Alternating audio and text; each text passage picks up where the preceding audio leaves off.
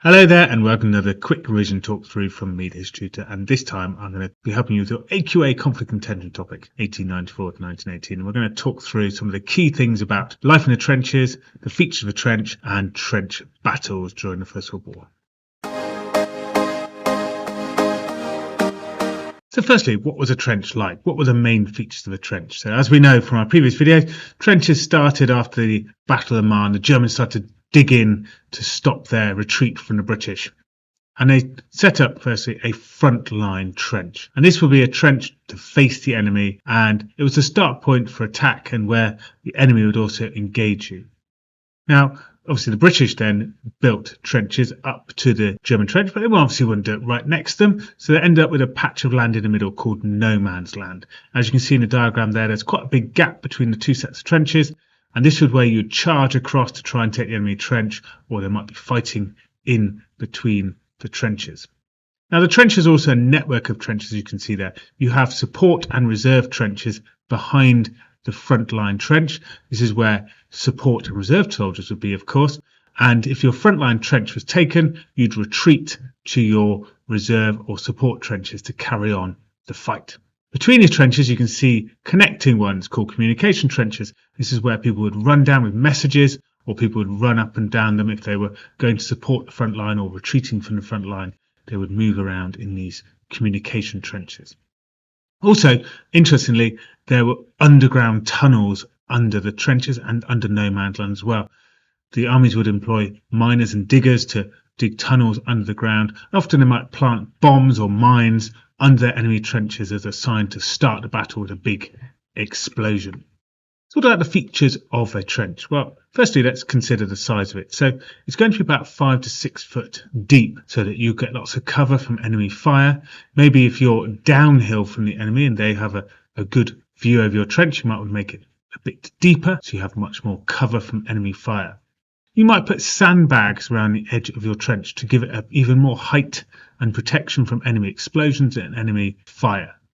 Now the ground can get quite muddy at the bottom. If you dug down so far, you're going to hit the water level. So they put boards at the bottom to keep the trenches dry, to stop the feet getting trench foot by getting all wet all the time. And these boards are called duck boards, so that you could obviously duck down from enemy fire. Around the top of the trench you might have barbed wire at the top as well, particularly at the front of the front line. This was to stop the enemy getting to your trench easily. They'd get stuck by the barbed wire, held up, and you could easily shoot them. Also, it might stop horses in cavalry if the enemy so decides to use that. Now the trenches were not a straight line, they were dogtooth, so they had bends around them. This was so that the enemy could not shoot all the way down the trench quite easily, and also to contain explosions if a grenade or an artillery shell should land in your trench. You would fire from the fire step, so you'd have a step to stand on, and then you can shoot your gun more easily, so you can put your head above the parapet, as it were, and fire your gun. In fact, the area at the front is called the parapet. You'd also have fire bays, larger areas which were dug in, and that's where you'd set up your machine gun crew to obviously fire your machine guns at the enemy. Now if you wanted to get out of the trench, in terms of out of the conditions and maybe out of the way for a bombardment, they also had dugouts dug into the side of the trench and underground, so you could hide in the dugout from an explosion or bad weather, for instance, as well. So what were the early weapons of 1914 and trench warfare? Well, rifles was a big weapon for both sides. The British had the Lee Enfield rifle. This fired a bullet loaded with a bolt action, and it could fire accurately up to 400 yards as a kill shot. The British Army in 1914, the BF, the professional army, could fire 40 aimed shots a minute. And this was crucial in the BF's holding up of the Germans at the Battle of Marne. In fact, German soldiers thought they were machine gun fire rather than rifle fire, as it was so intense, the bombardment from the BF. Rifles were also fixed with a blade called a bayonet for close quarter, hand-to-hand fighting. Of course, artillery is important at the start of the war as well. This was the name of, obviously, large cannons. These were used to soften up the enemy before a battle. They would bombard the enemy trenches for hours on end before sending in the infantry. They thought, obviously, that the enemy might run away or be hiding somewhere, and then they could easily take their trenches. On average, over 400,000 shells were fired every month in the war. Shells could be explosive, or could have gas in them, or could have bits of metal scraps and balls in them, so that when it exploded, those bits all flew everywhere. That would be called shrapnel and cause huge amounts of injuries. In fact, 60% of all injuries were caused by artillery explosions. Then we have the machine gun, possibly the most sort of infamous of the early weapons of trench warfare.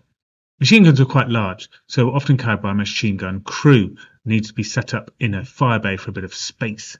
It came with 9 yards of ammunition in a box, so this is where the phrase "give them the whole 9 yards" comes from. The machine gun could fire 1,000 rounds a minute.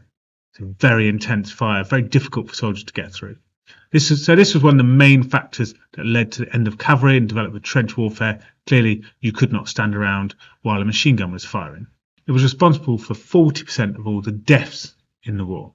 So how did a typical early trench battle take place, and why did it not work? Well, there was 3 typical stages. So stage 1, the artillery would bombard the enemy to soften them up, destroy the barbed wire, make the enemy run away. But this failed for a couple of reasons. Firstly, you can't destroy barbed wire particularly easily by bombarding it with shells. It tends to just sort of go up in the air and come back down again in a big sort of muddled heap. It didn't really blow up metallic barbed wire very well. Secondly, the enemy often hid in dugouts, and the Germans in particular tended to have brick or concrete dugouts, so they could hide quite securely underground, and when the bombardment stopped, they knew the enemy was going to come and attack, and they'd go and set up their machine guns ready to kill them all. Stage 2, the men went over the top and went across no man's land to take the enemy trench. Of course, this failed because by the time they're walking across no man's land carefully, with their rifles out, ready to have hand-to-hand combat in the enemy trench, the enemy were there with their machine guns and their rifles, shooting the people down as they walked across no man's land. It ended up being an absolute slaughter. Of course, many people were held up by the barbed wire, which meant they couldn't run around very easily and were easily shot at. So stage 3, the enemy would have hand-to-hand combat in the trenches to try and seize control of the trenches. Now, if the enemy got this far, the simple thing to do was to retreat back to one of the other trenches, and then the enemy had to start all over again. They were again fighting machine guns and rifles, trying to get across a patch of land. They were very vulnerable getting across. So often this would lead to the attacking force being weakened greatly, and then the defensive force would lead a counterattack against the enemy, and the enemy would be very vulnerable, so easily swept away out of that trench. So lots and lots of deaths would have happened for no result at all.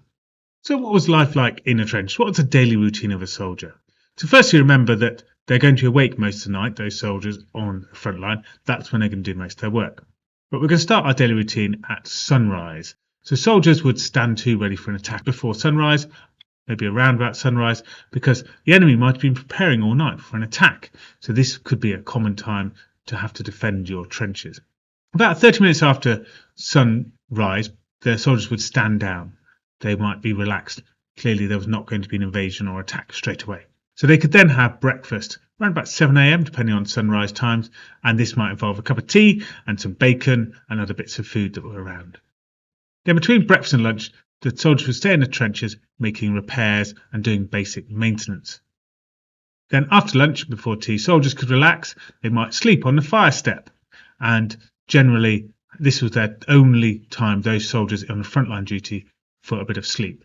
After tea, before sunset, soldiers might stand to, again ready for an attack. Soldiers tended to attack either sunrise or sunset where it's a bit darker. Again, they've had time to make their preparation during the day or the night, so this could be a time for an attack as well. 30 minutes after sunset, soldiers would stand down. Again, this might not be the time for an attack, so time to potentially relax a bit. During the night, though, they'd perform lots of jobs. They would go out into no man's land, repairing barbed wire, repairing sandbags, maybe listening to the enemies to some extent. So in the dark was the time to do lots of the out of the trench maintenance. What was an expected duty rota for a soldier? So like most jobs, there was a sort of different duty schedule soldiers would keep. So they might be on the front line, depending on weather, for 3 to 5 days. Obviously, it's quite intense. There wasn't so much sleep, so you couldn't stay there for too long. Then they might be on a reserve trench or support trench for 7 to 10 days. A bit more of a relaxing job in these trenches where it's not quite so intense having to defend the front line. Then when you're not on trenches, you could be back in camp or in a local town for 7 to 10 days or so. You could be doing bits of training, having some rest, and obviously if you need a medical attention, this is where the main medical facilities were. Soldiers could also have holidays and leave and head back. If they're British soldiers, head back home to Britain, or German soldiers head back to Germany. They could have time to relax.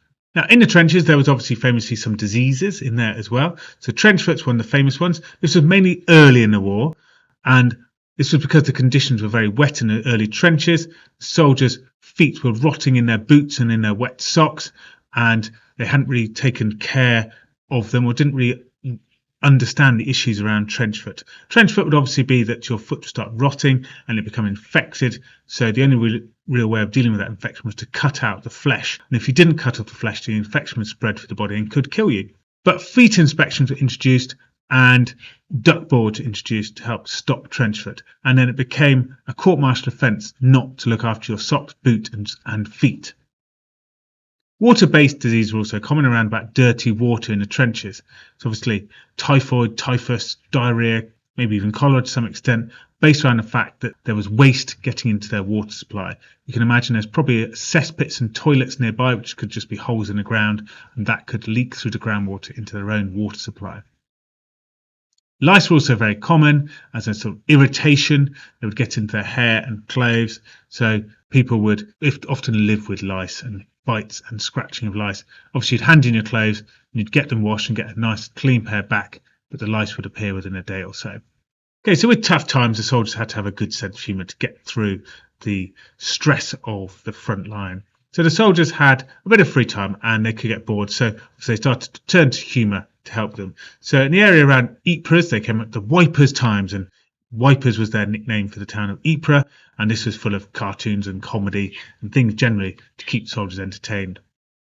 Food and drink at the start of the war was okay. They got pretty generous rations with vegetables, bread, tinned meat and beer, but by 1916-17 rations had been reduced. Rations at home were pretty poor due to things like the blockading of each other. The Germans were blockading the British with the U-boat blockade, and the British were blocking the Germans with their own naval blockade.